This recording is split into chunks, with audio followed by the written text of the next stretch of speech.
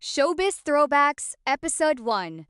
Pia Wurtzbach. Ilang beses muna siyang nabigo bago naging Miss Universe.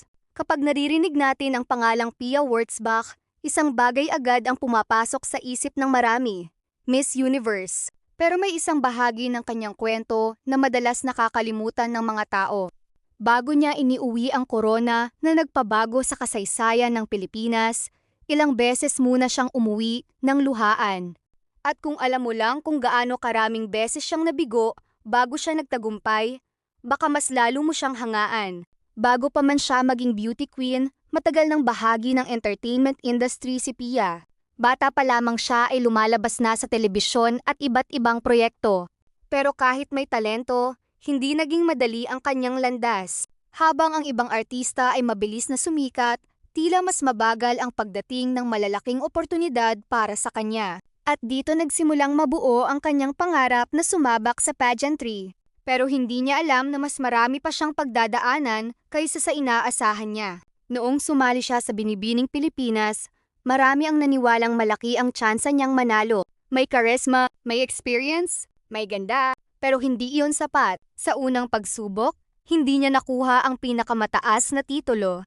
At para sa maraming kandidata, maaaring doon na natatapos ang pangarap.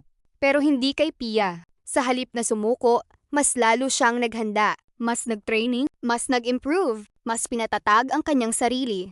At nang bumalik siya para muling sumali, muli siyang hinarap ng pressure, expectations, at takot na baka maulit na naman ang pagkabigo.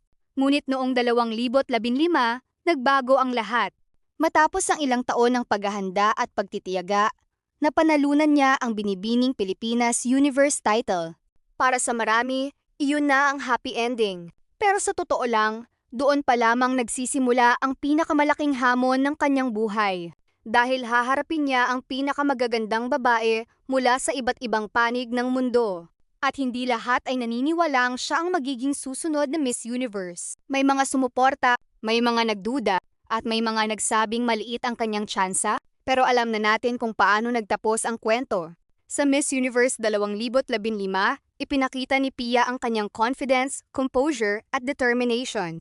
At matapos ang isa sa mga pinakausap-usapang coronation moments sa kasaysayan ng pageant, tuluyan niyang naiuwi ang corona para sa Pilipinas. Mula sa isang kandidatang ilang beses munang nabigo, naging isa siya sa mga pinakakilalang Miss Universe winners sa buong mundo.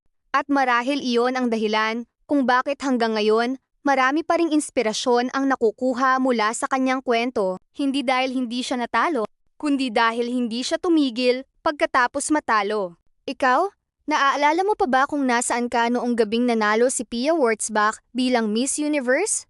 I-comment mo sa baba at i-share ito sa isang kaibigan na nangangailangan ng paalala na ang kabiguan ay hindi katapusan ng pangarap.